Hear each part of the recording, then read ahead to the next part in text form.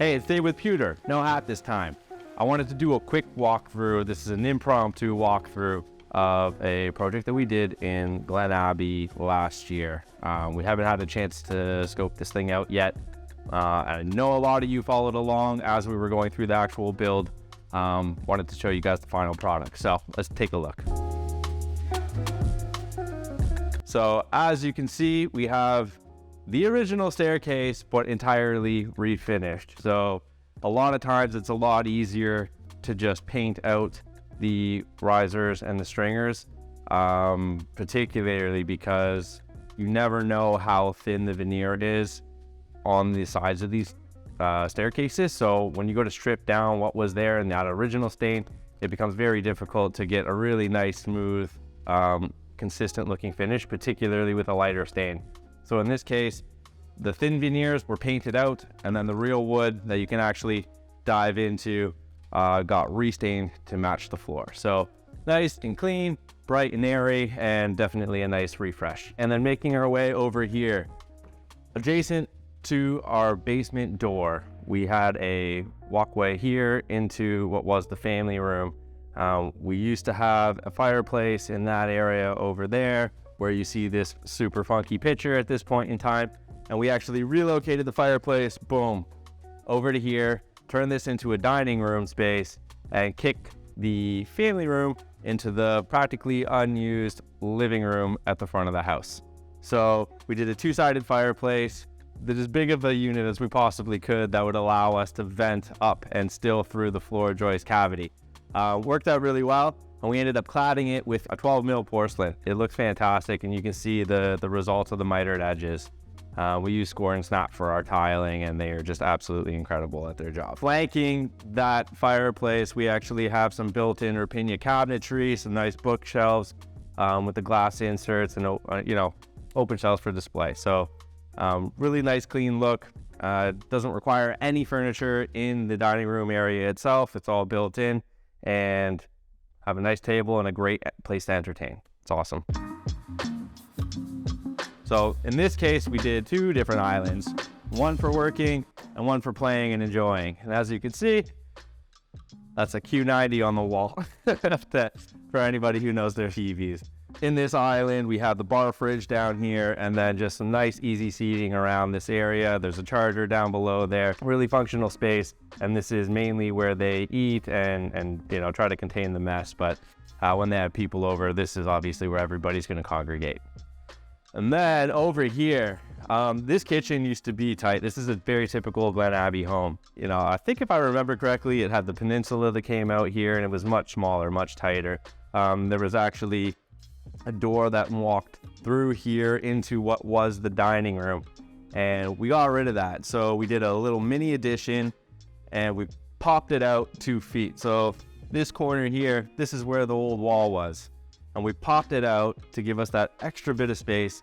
And then we pushed this wall back into the what used to be old dining room, now office, and we just went in that 2 feet to give us that ability to put a bank of cabinets there, a bank of cabinets here, and what used to be a teeny tiny little kitchen is now far more functional, and all pretty much from the help of itty bitty little addition. So really functional. Love the way that this turned out. They went for the Miele appliance pack with the Liebherr fridge, which is a option that a lot of our clients actually end up going with.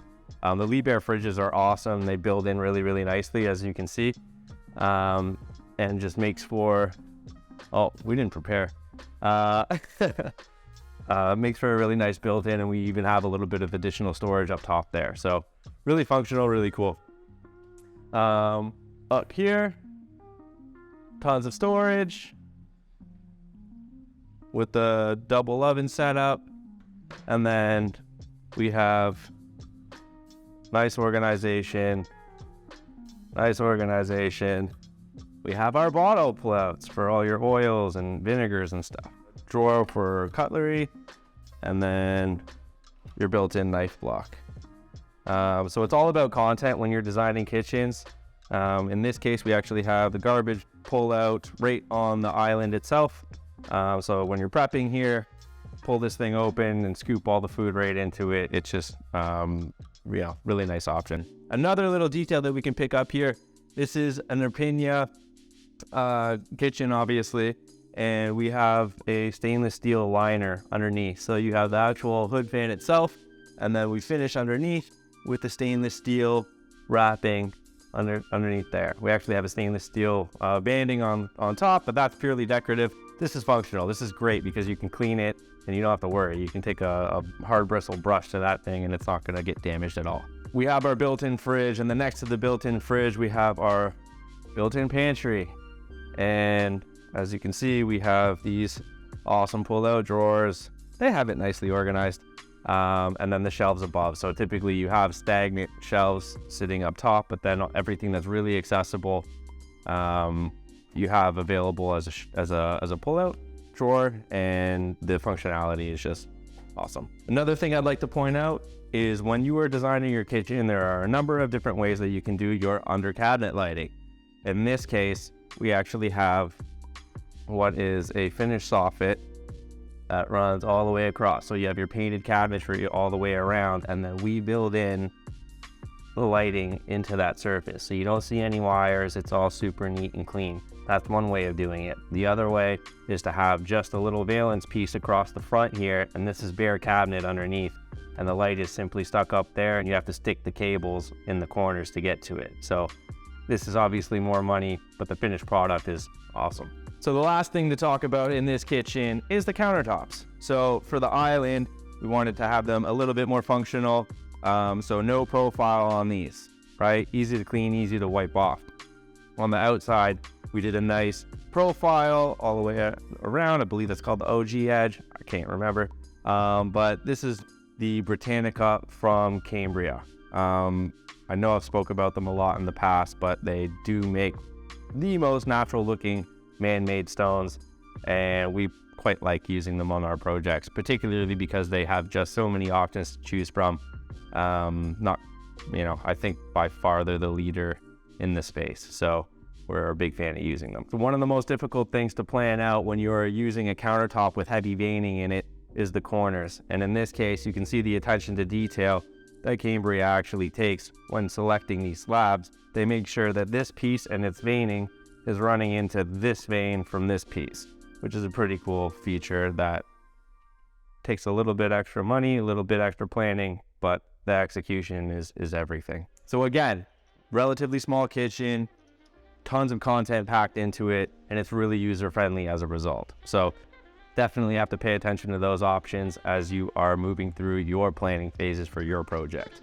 The other thing that we did in this house, you'll notice that there are ARIA vents absolutely everywhere. So everything from the return air vents to the floor vents, everything is an ARIA. We've cleaned the look up everywhere. It's just a great option that we really love using in all of our projects. So moving into the family room, giant TV, double-sided fireplace. It's at the front of the house, lots of light coming through.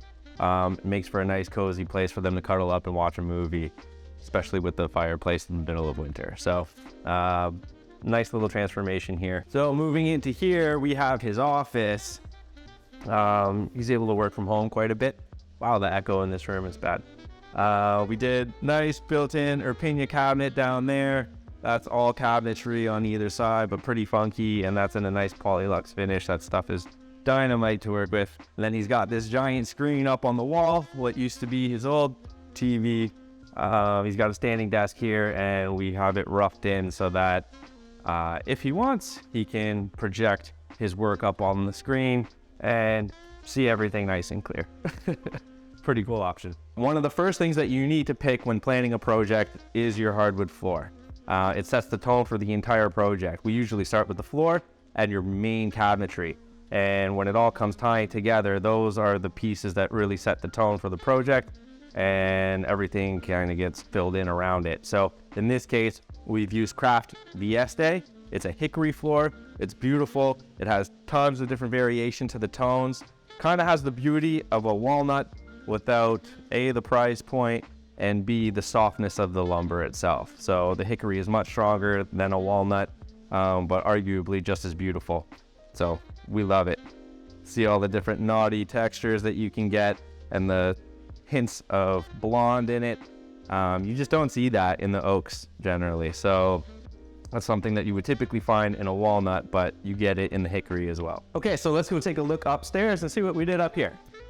So a couple things I'll mention up here. Number one is the doors. We used the Renovation Silver Series doors, which are super thick, super heavy, and just really add some richness to it. When you close the door, it's substantial. It has some weight to it. So great for keeping noise transfer down between rooms, but also just adds that extra little je ne sais quoi. I don't know how to explain it, but it's just awesome. So let's go check it out more. Moving into their ensuite. This room was originally renovated already, but we figured going through this whole process, may as well refresh everything. So nice new double vanity setup, fresh mirrors, tons of light in here.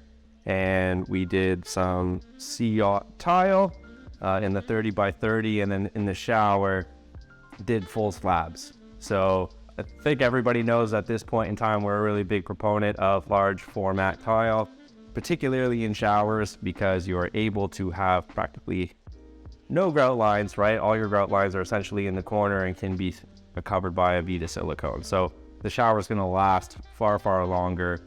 And it's, when you're doing a renovation to this level and standard, it's something that you really want to take into consideration. Do you want that shower to be breaking down 7 years from now, or do you really want it to last until you're ready to do this thing again or move? So in this case, the couple really just wanted to hunker down in this house. Maybe they move, maybe they don't. But at the end of the day, the house is done and built properly, and they can stay here as long as they want without having to worry about everything degrading over time. So really love the way that this bathroom turned out, just nice and clean. But again, all the details. So that just about sums up our walkthrough of our whole home renovation in Glen Abbey. We hope you enjoyed it. Hope you got some value out of this in some way, shape, or form. Like, subscribe, follow along our journey. Again, this is Dave with Pewter Build. Thanks for watching.